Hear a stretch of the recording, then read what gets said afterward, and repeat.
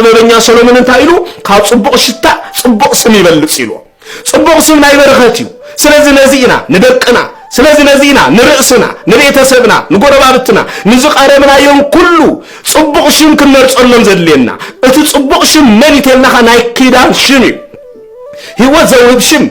አቀድማ አጋንንት ክጽዋዕ እንከሎና አጋንንት ዘፍርሕ ሽም ንህይወትና ጽላል ዕርዲ ሓጹር ኮይኑ ዝከላኸል ሽም እዩ ቅዱስ ሽም ናይ እግዚአብሔር ሽም እንተዳ ኮይኑ አጋንንት ይፈርሕዎ ካብ ጥቃና ድማ ሓላዊና ይኸውን ስምና ክጽዋዕ እንከሎ ኢየሱስ ዝብል ስም ክጽዋዕ እንከሎ አጋንንት ይርዕዱ ከም ዝነበሩ ኩሉ